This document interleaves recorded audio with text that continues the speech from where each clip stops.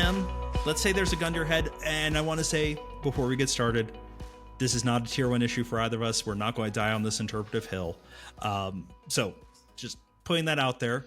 But let's say there's a gun to your head, Tim. Which of the 4 views today do you find most convincing? Well, the key word there is today, but I'll tell you how I read it. I think that the children of Seth and the children of Cain are still primarily in view in this text. And here's why.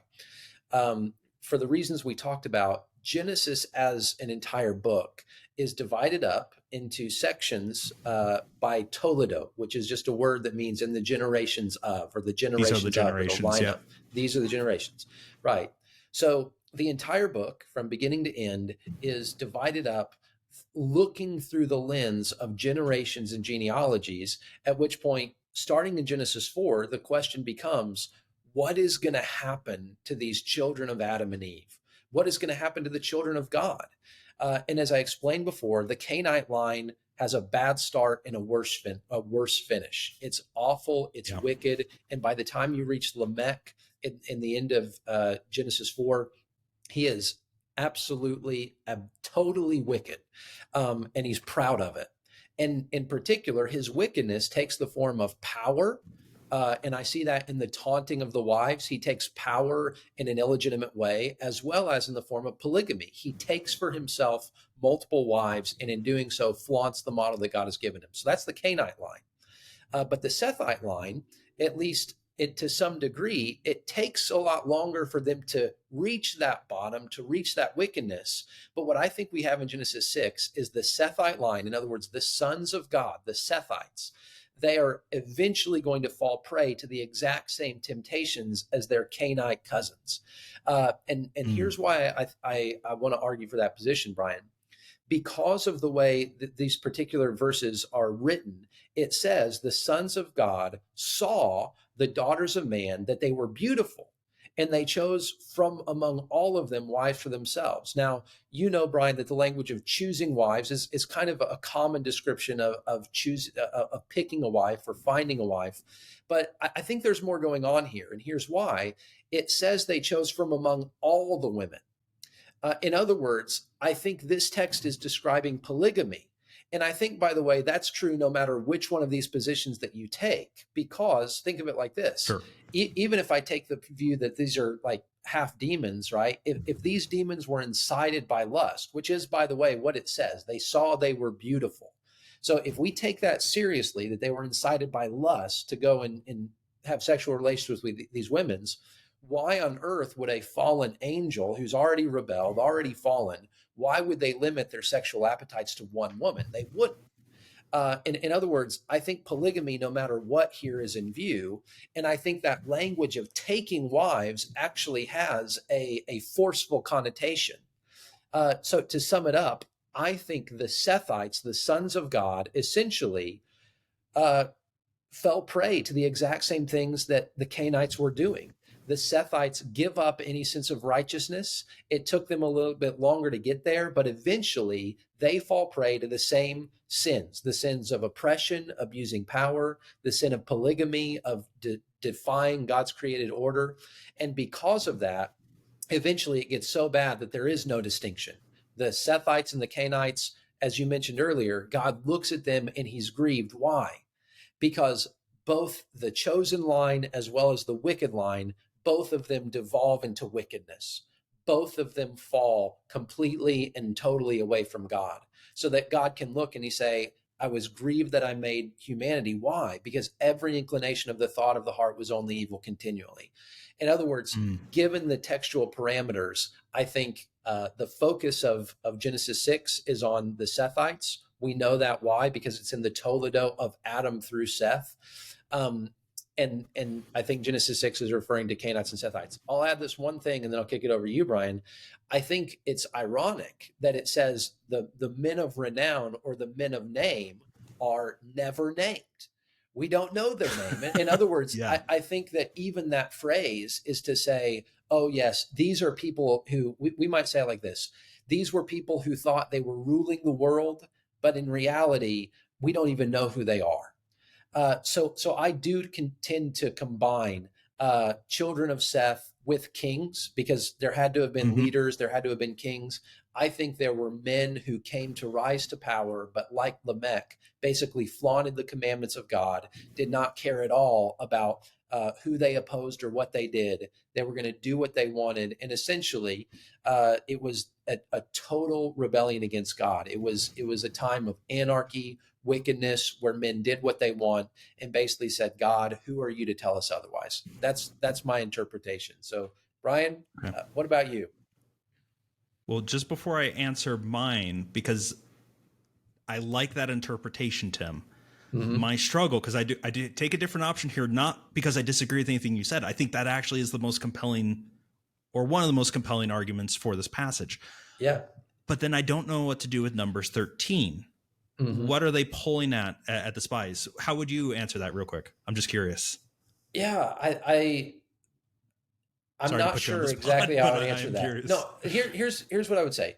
Uh, if it's true that these men became mighty, in other words, if it's true that they were Sethites but also kings, I think it's also possible that those kings really were men who were feared, or men who had incredible military power. They were the legends of old, Okay. right? They were the men of renown. And so I think it still could have been a boogeyman in that sense. I just don't think it was, the demon spawn boogeyman, or even, and maybe it was. Maybe there was a physical difference. We don't have time to get into this, but I think before the flood, there was a major physical difference in the composition of the world, very likely before the flood. So it's very Sure. possible that these men, and we read this, by the way, in the genealogy of the ages, and of course, huge debate: is that symbolic? It's literal, or is it literal? I take it to be literal. That's another episode. But if it's true, then perhaps these were physically imposing men, and think of it like this: who were so physically strong that they could impose their will on men who were less strong, or on women who, Hmm. as we read in Genesis 4, again, were really, in one sense, the objects of violence, at least with Lamech. That in other words, there's no indication that this is consensual sexual relations. I don't read that in the text. Right. Yeah. And I think it's definitely a nefarious, whichever Right. interpretation. This is not happily ever after marriage, no matter Right. what. Exactly. So I want to hear it, Brian. I want to hear Thank you it. for that. Appreciate it. Yeah. Well, so Tim, like you said, it's important that we qualify this as today, because I think in prepping this and in going through all the interpretive options, reading things again, I think I've vacillated a couple times. Mm-hmm. So I already said, I think Tim presents a very strong view, and I'm pretty tempted to go with it. But that's not where I'm landing right now. Yes. I do go with the fallen angel view, and here's why. Mm-hmm. So trying to tie through the narrative, there's definitely a strong genealogical line. And emphasis in the book of Genesis. That's a key point. Another key point, though, another key theme is the union between heaven and earth, what was in the garden and what is lost. I think we have here part one of a 3-part narrative scene that is talking about how do we reunite these things, because that is the hope of humanity. That's the hope of the book. How do we bring back together what originally was? So here we have the sons of God, which I do look at and go, it is overwhelmingly in other parts of scripture referred to angels. Tim, I didn't, off the top of my head, I think this is the only time that this phrase is used in Genesis. So we can't go like, how did Genesis use it? I think this is the only time we get it, right? Yes. Yeah. Okay. But so I can look at Job twice does this, Psalm 89, obviously, the Bene Elohim, it's angels. And so I go, that is the most natural reading. I already talked a little bit about the objection that angels don't marry. I don't think that actually holds water, because I don't think this is marriage going on. It's something much more nefarious. I think Jude, if that's what's happening here, Jude is talking about these angels. But in the fall, they're the fallen ones. But what we have here is that they are described as men of the name, men of renown. But the name is important, because that phrase is going to appear in the next couple chapters 2 more times. If you go to the Tower of Babel, why do they build that tower? They say, come, let us gather together. They're denying God's command, right, to Noah to go and fill the earth. They go, no, we have to stay together lest we be scattered. Come, let us make a name for ourselves. Mm-hmm. God obviously thwarts that. And then in Genesis chapter 12, in the call of Abraham, behold, I will make your name great. Mm-hmm. See, there's this interesting kind of name showing up. And what I think is happening here, narratively speaking, is we see attempts to reunite heaven and earth. With the story of Nephilim, we see the attempt to lure heaven down, to entice the heavenly realm to come to earth. That causes the flood. It goes horribly. We then see the reverse in Babel. We see the attempt to bring earth up to heaven by building this tower. That scatters the languages and scatters the people. It's only through God's plan with Abram, this kind of restart, the final restart leading to the New Testament. It's only there that we get the name we're searching for, this connection, this union of heaven and earth. So as I look narratively, I go, it would fit with these being weird creatures. Now that is clearly odd, clearly weird, and I don't deny that. That is how I piece it together. That's what I think is happening here. So that's where I land today. Ask me maybe again tomorrow, and I'll have a different take, Tim. But that's where I'm at.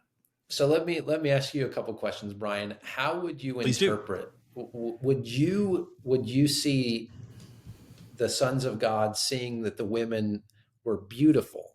Do you take that to be physical attraction?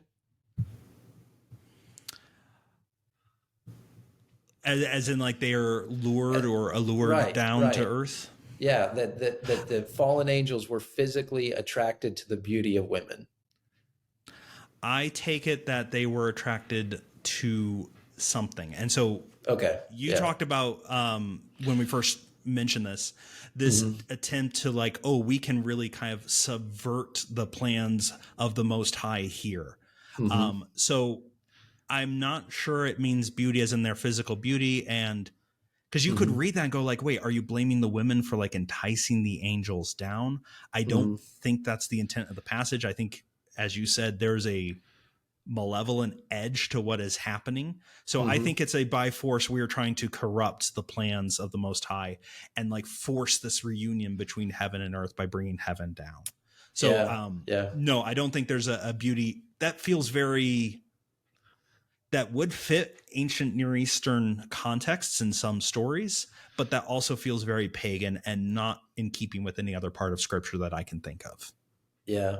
Well, and I'm trying to remember, it's been a long time since I saw the Russell Crowe version of Noah, but from what I kind of remember. He takes the giant's view, doesn't he? Yeah, well, it's a giants mixed with the fallen angels, but I almost think it's almost like a Promethean kind of, like, we were trying to help them out, like we tried to give you fire, right. Well, we've seen that you have fallen away from God, and angels, in an attempt to try and help, come down and say, well, maybe we can.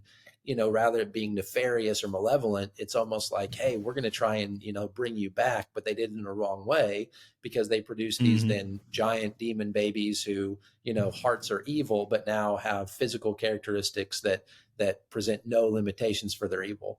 But let me throw this, Brian, before we get off here. And this is so easy to talk about, right? We've already gone long, but one question in an article that I read, and this was several years ago, was a question posed: if this somehow was the nefarious deeds of the devil, so to speak, then in what situation, if that's true, how could God have held humans accountable for something that wasn't truly their fault?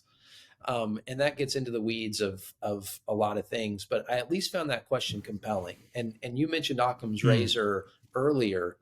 For me, when I think of the B'nai Elohim, the sons of God, I think Genesis 5, like the context of Genesis 5 being so close to this, that Adam is made in the likeness of God. Seth is made in the likeness of Adam. To me, contextually, with it being in that same exact toledot, right? I mean, the exact same unit. I think there's a weight to saying, well, unless I am absolutely sure that supernatural beings enter the scene here, the only beings that we've even seen created to this point, at least described in the Genesis account, are the sons of God, aka Adam, and then his line. So at least that's how I see. Yes, I hear Job. Yes, I hear Psalms. But at least in Genesis, it seems like that euphemism at the beginning of Genesis 5 should govern the way that we interpret Genesis 6. But Brian, I will give you the last word and let you land the plane for us as we think about the mysteries of the Nephilim. Yeah, so my response to that would be that we do have the angelic realm already in view in Genesis 1. They're in the creation story.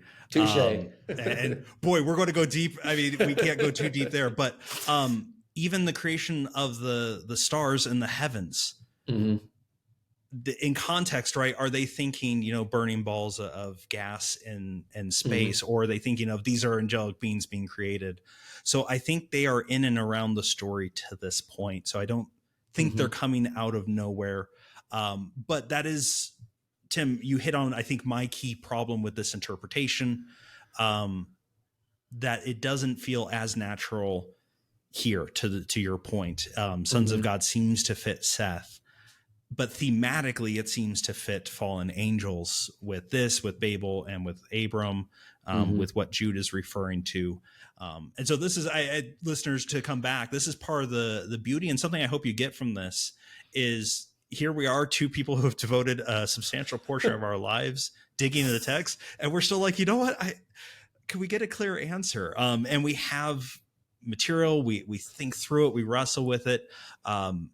But at least for me, Tim, this is what brings me back to the text and brings me back to this conversation with you, because I love thinking about these things. I love having my ideas challenged. I love learning more about God and how I can piece his text together. Yeah. And so where we want to end this episode, listeners, is not just going, well, here's your interpretations, have fun, have a great day, but trying to re-land the plane on going, whatever interpretation you take here, there is a key point that this is the world fallen and walked away from God. This is the world in need of a savior. And this is showing human condition. Left to our own devices, we don't seek after God, we seek to become our own gods. And that needs to be corrected. That will never reunite heaven and earth.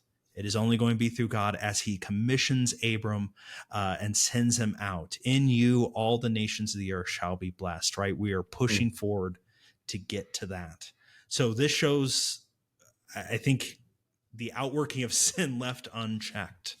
And then we get the flood and we get the reset. So a key point, at least I want to leave us with, Tim, let's not miss the forest for the trees. Let's not miss the clear picture of what the flood narrative is doing as it pushes us forward. These are interesting options. At the end of the day, this is not a tier 1 issue. There are some interesting implications maybe, but let's not miss the clear teachings for the sake of interesting ideas. But this was a good question. Thank you, listeners, the listener who sent this in. I hope this has given you some food for thought. And I hope you join us next time as we tackle a few more of your key questions. Tim, anything you want to say as we sign off today? Yeah, it's been a good conversation. And I agree with you, Brian. At the end of the day, whatever view we hold here, to me, the reminder is, whether it's the sinfulness of man or the powers of heaven, God's plan of salvation is going to continue to work itself out. So there is no power in heaven or on earth that can prevent God's salvation from coming.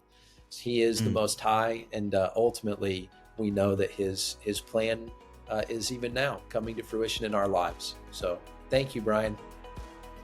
Excellent takeaway point. Listeners, thank you for joining us today. We'll see you next week, and until then, stay cool and stay old.